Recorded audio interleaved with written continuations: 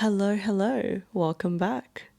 Thank you everyone for joining. Before I get started with this segment of the video, I want to quickly talk about my hijab, Nike hijab and cap situation. So this is a little concoction that I accidentally came up with when I was trying to go to the doctor's 2 years ago and I needed to quickly throw something on. I just put on my Nike hijab.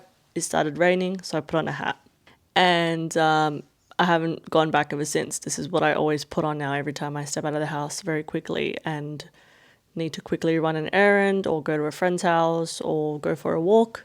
This is what I wear. If you are considering on getting the Nike hijab, yes, you are going to look like an egg. I'm not going to fight that. That's absolutely true. The way it's designed is not designed to make you look nice. So that's why I put a hat on top to kind of help with the shape that it gives you. For me, it's absolutely worth it because I wear it all the time, and I do wear it to swim as well when I swim at the beach or even at the pools. Some people wear like a cap underneath just to make it stick on better and also sit better on the head. If you have a smaller head, you probably would benefit from having a cap underneath so it just stays on more snug.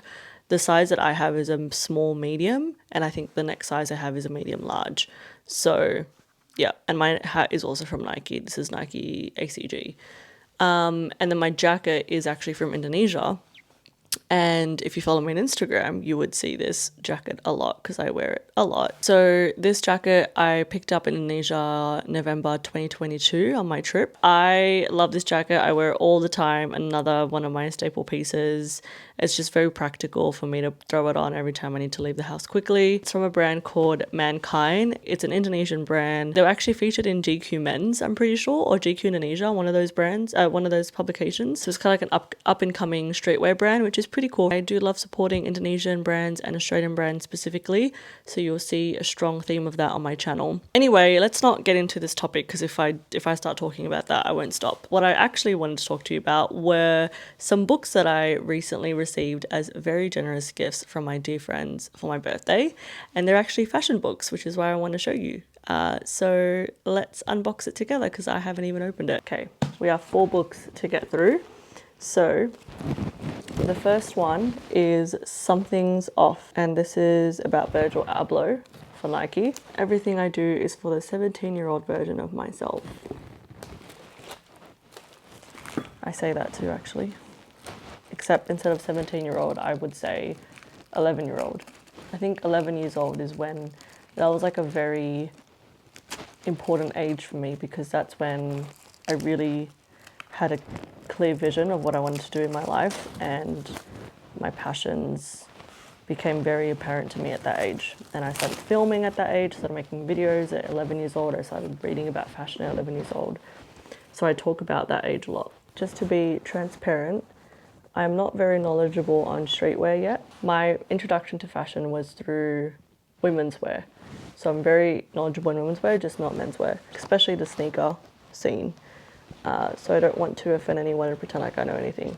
But I hope that this will be a catalyst for me to learn because I am very interested in learning. I do want to get the Virgil Vapor Maxes. I love Vapor Max. I think they're sick. And they're actually really great for walking, for my hot girl walks, more like sad girl walks. This is Ray Kawakubo's Comme des Garçons, Art of In Between. I think this is the other side. Oh, this is actually just the box. Beautiful. I can probably use this as a poster, to be honest with you. This is beautiful. I love books so much. Oh my god, this is gorgeous. Oh my god, I didn't know that it was going to be made out of this cover. It's like almost tissue paper that the cover's made out of. I don't know if you can see that. Can you see that? The texture.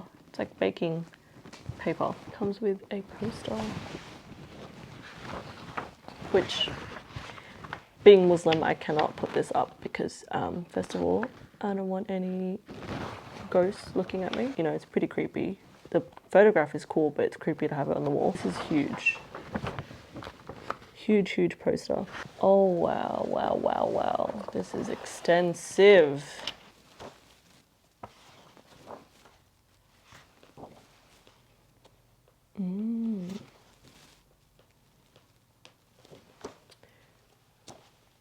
quite literally works of art.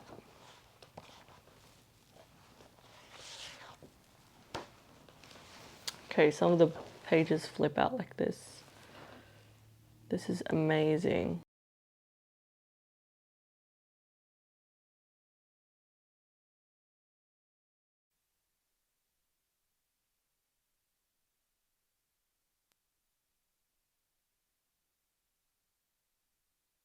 No. Oh no, no, no. I only just realized that my audio cut off halfway as I was explaining the Comme des Garçons book, so I'm very sorry. What I wanted to say is that I specifically really love Rei Kawakubo, not only as a designer but also as a businesswoman. I think that what she's done with not only Comme des Garçons, and basically I'm going to call it the Comme des Garçons ecosystem, because we all know she's got like, I don't even know how many brands at this point, but also opening DSM. I love that she celebrates other designers through that store. I would love to do the same one day as well, and not only be a designer myself and have my own clothes, but celebrate other designers. There's so much up and coming, young, fresh talent from all around the world, not just, you know, the usual capital cities of fashion like New York, Milan, Paris, London, and Japan, but also other countries like Indonesia, like Australia. And I'd love to not only be a part of that talent, but also foster and grow other talent around me and create a community around this, because that's one of the beautiful things about fashion, is it the community. Obviously, it can be very toxic in a cutthroat industry, but I think that it's also important to celebrate other people's work as well as your own. The next book is Margiela, the Hermes Years, and I've been wanting this one for a long time as well. The fact that this is a marriage between two of my favorite design houses, one being like more of a luxury design house that focuses on craftsmanship, and then one being a innovative designer like Margiela, is pretty incredible. This is one of my most favorite fashion collaborations in fashion history. I've spoken about this before, but I'm really obsessed with stitching. I don't know why, I just love the look of stitches and all types of stitches. Blanket stitches, whip stitching, the kind of stitching where you can like see it. Exposed stitching, is that what you call it? Sorry, I'm not too familiar with the specific terms. And maybe that's why I love Margiela so much, because stitching is a really big part of his brand. I mean, it's literally part of his logo. And also one of the reasons why I love Hermes is because of the clean cut exposed stitching.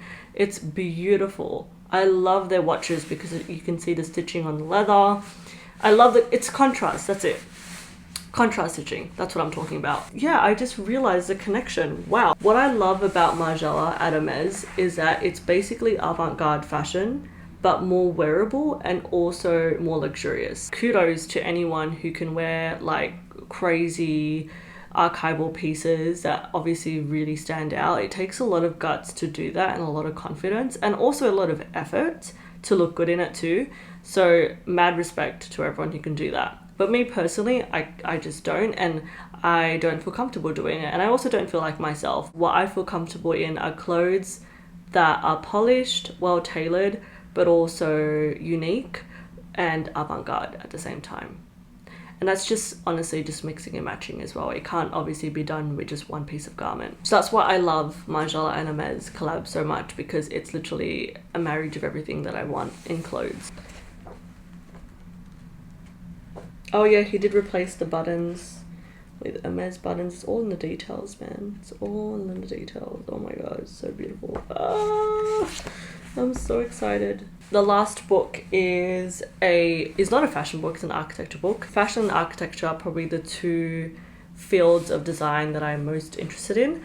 I think about going to architecture school very often, but I have decided not to, just because my first focus and my biggest priority is fashion, and I don't want to be greedy. I only have one brain. I'm only one person with only two hands, so I'm gonna stick to that. I started looking into architecture the same time that I started looking into fashion, and I started with French architecture. Because I don't study architecture at university, I still carve out the time to study it independently myself at home. Renzo Piano is one of my favorite architects. He's an Italian architect, and he has done incredible work. One of my favorite buildings that he has designed is actually the Hermes store in Ginza. It's a glass building and it uses that kind of nostalgic frosted glass on the exterior, and it's beautiful. It's a beautiful store. I did not go there. I completely forgot to go there when I went to Hermes in Japan. I went to the Hermes in Omotesando instead of Ginza. So next time for sure. I like to think of the architect as someone who uses technique to create an emotion. I love that. Frank Gehry is also another favorite of mine. Oh, in Seoul in Korea, I didn't vlog it. I don't think I did, but I did take some film photos of it. He designed the Louis Vuitton store in Seoul. Oh, I forgot what that district is. In Gangnam. It's so beautiful. It's basically like a mini version of the Foundation Louis Vuitton Museum in Louis Vuitton. the Foundation Louis Vuitton Museum in Paris. I can't speak French, obviously. I'm kidding. There's a video of Frank Gehry talking about that building, and a lot of architects hate architects like Frank Gehry or Zaha Hadid because a lot of their buildings are very impractical. But I love it as I'm not a purist, I'm a tourist when it comes to architecture. So I love it simply for just how it makes me feel. And Frank Gehry's buildings make me feel, I don't even know how to explain it. I just start crying. It's incredible. That museum is reminiscent, I think he said, of a fish and the scales of a fish and how it moves in the ocean. I love fashion. I obviously love fashion, and I appreciate the amount of work that goes behind creating a garment, especially garments like Comme des Garçons. But a building is something for everyone to enjoy. It's like, it's a public space and it's there for generations to come. Clothing is obviously a lot more replaceable. Unsurprisingly, I surround myself with a lot of architects, and one of my good friends was sort of educating me on the role that architecture has in building societies. As I'm starting to appreciate architecture in its ability to create such a large impact on our environment and our society, it makes me appreciate it even more and makes me more intrigued to learn about it. Architecture is something that I'm hoping to dabble into once I'm much older and I've finished doing my brand and everything, and that ship is now sailing nice and smoothly on its own, and I can hone in and do some cool projects with my architecture friends. That's the dream. That's the dream, honestly.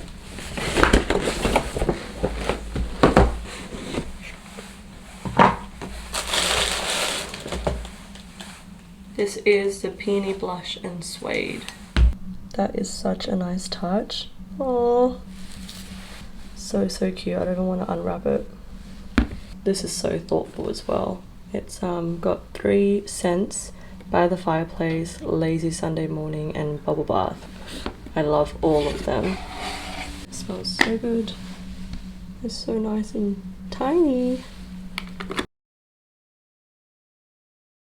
On today's episode of styling this coat, I am trying to show you guys how I style all of my pieces in different ways before I add more pieces into my wardrobe. This is a Blanca coat, which I've mentioned before. I'm actually not too sure about this outfit. It's definitely out of my comfort zone, but I'm trying to kind of have more fun with clothes and try new things and just experiment. I think that's a big part about discovering your personal style, and just fashion is just to literally trial and error. It's to literally just keep trying things on, mix and matching, and going from there. This is more of a whimsical type of look, which I wasn't actually intending for. It kind of just happened. First off, let's start with the tank top. I'm wearing the Country Road ribbed tank, which I absolutely love, and you will see me wear a lot from now on. I have this in 3 colors. And then I have this ribbed knit skirt from Kukai, which is an Australian brand as well. It's my first ever piece from Kukai. It's definitely not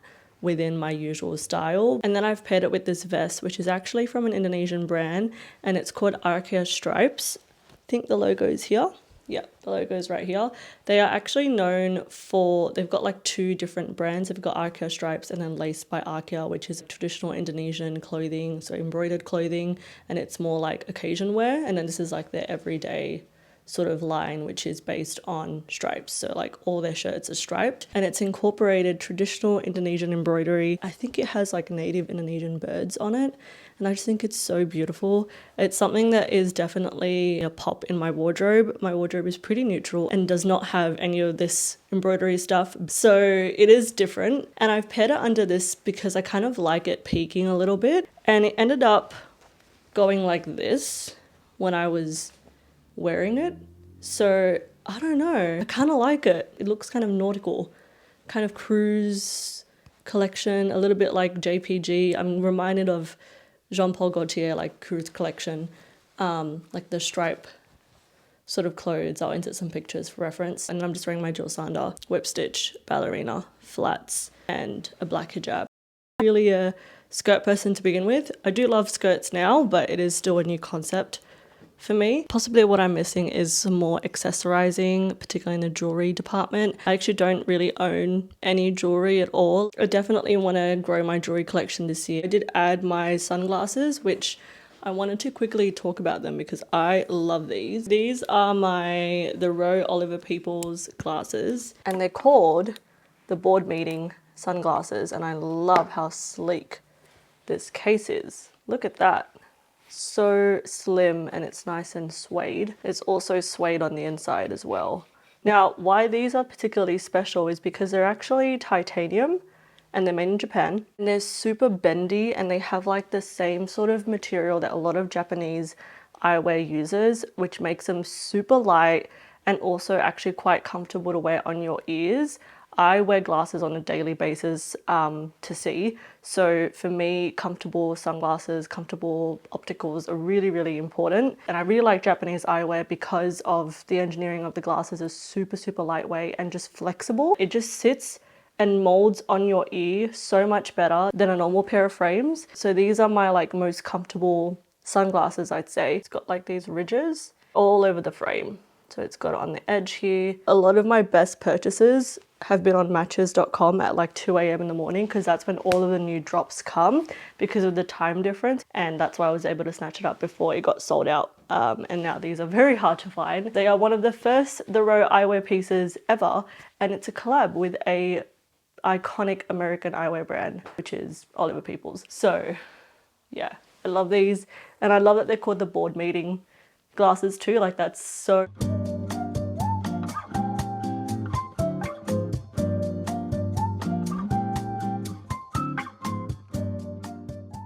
Hello everyone, so I'm running a little bit late as always, but I want to show you my outfit of the day. This trench coat I have owned for quite some time now. I've had this trench coat since 2021, I'm pretty sure is when I bought it, and I've been looking for the perfect, as always, I've been looking for the perfect trench coat. I do love this, however, maybe because I've worn it so much that I'm kind of over it, or like I don't think it's that complimentary to my body shape. I'm not sure. People really love this on me. I always get compliments when I wear it out, when I used to wear it to work, and I think it's because it's such a rare sort of combination of a trench coat. First of all, it's not your traditional trench coat. It doesn't have like all of the I don't know what you would call it, all of like the belts and the crazy like lapels and all of the layering that comes with a traditional like trench coat. This is a very pared down modern version. It's almost like a car coat situation, not so much a trench coat. It's very reminiscent of like a Studio Nicholson trench coat, which I would call, once again, kind of like a car coat, but just long. And it's also super long. It goes like all the way to my ankles. It's in this beautiful, beautiful green color. It's like an olive green, and it is quite flattering for a woman because it kind of is narrow on the shoulders, and then it kind of has an A-line shape to it, so it doesn't drown you so much like the Studio Nicholson ones. Those ones are so oversized. I have tried them on. This is from COS. I probably should have mentioned that earlier. It is really old, so I doubt you can get it again. I'm kind of on a spending ban this year, and because of that, it has forced me to be more creative with the clothes that I do have. So I think this is actually a good time to really document my thought process behind styling my pieces, behind my outfits, and really talk you through it so you could sort of get ideas for yourself as well in how to make the most out of your pieces. My wardrobe very rarely changes. It's kind of stayed the same in the last 3 years, I'd say. There's only been like a few pieces that I've added very slowly. I don't purchase things often, actually. I know you see a lot of unboxings, but those are clips from like the last 3 years. And so I really try to make use out of each piece and style it in many, many ways. And I think that there are some pieces that you can keep in your wardrobe as a foundation to use to style more pieces in the future for like years to come. This outfit is pretty simple. I've just got on the coat, a black hijab, and then I've got this white ribbed tank top from Country Road. I love these. They're like a key item now in my wardrobe. And I also have backups of each color in case one is in the wash. So I've got 2 of the white ones and 2 of the black ones. They're a great material. They're like that perfect ribbed tank top kind of look and feel. I'm not sure if you can see it. And then my pants are of course Country Road again. I've featured these before. So to kind of spice up the outfit, the easiest and best way to kind of ramp up an outfit and make it more interesting and more personable is through layering, accessorizing, which can include jewelry, bags, shoes, hats, all of those things. So I'm gonna go with this sweater. Okay, so I've just thrown on this striped sweater, also from COS, but I got this a while ago. I've just layered this on the jacket and I think it adds some interest to the outfit. It is a bit cropped, so it does hang a little bit awkwardly in the back, but I absolutely love the look of the stripes against this coat, and it almost looks like a knitted scarf. I think it's a really fun way to spice up the outfit. For accessories, I am not bringing a bag. I'm just bringing my camera and I'm gonna strap it over me.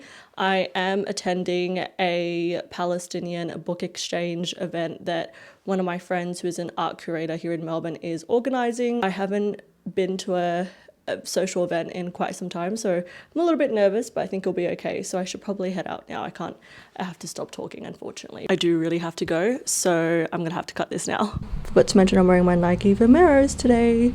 Nice and comfy. Oh, hello. I have this song on.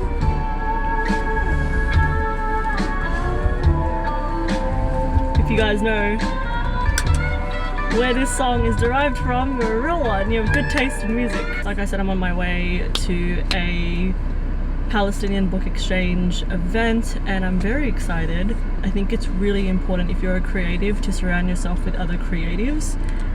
Just make space and time for it because it will help you not only in your work but also just make you feel less alone in what you're trying to do and what you're trying to achieve. And chances are, if you are a creative or an artist, chances are you're doing it on the side. You have a normal job, you have a day job, and it takes a lot of grit and discipline and determination to be able to produce work outside of your normal job in a normal life. It's like a whole nother world, and it's important to surround yourself with people who are on a very similar path to you because it makes you feel less alone. At least that's speaking from my personal experience. So yeah, anyways, we should drive because we are late.